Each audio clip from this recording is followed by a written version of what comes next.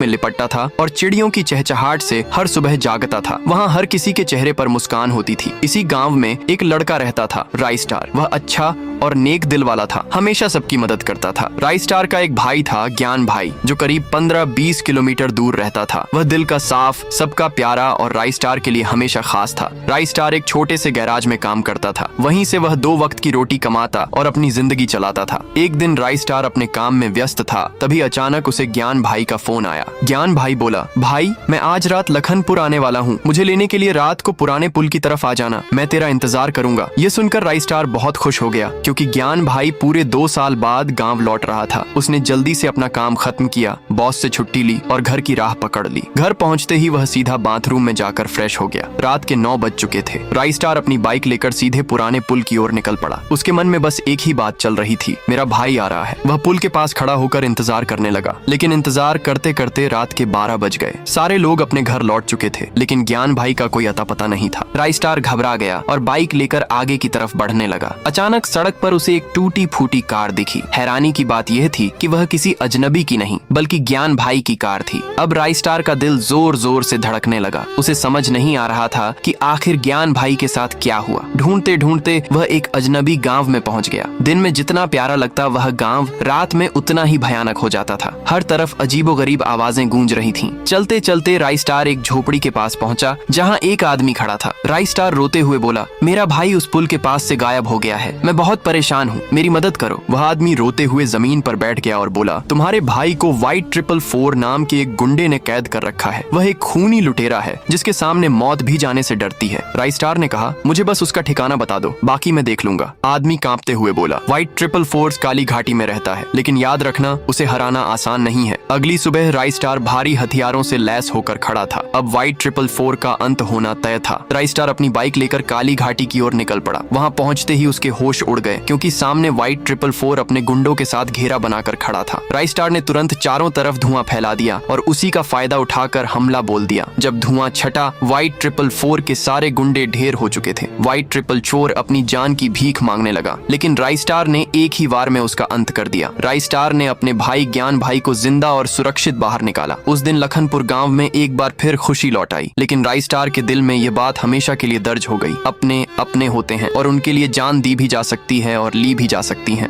कहानी की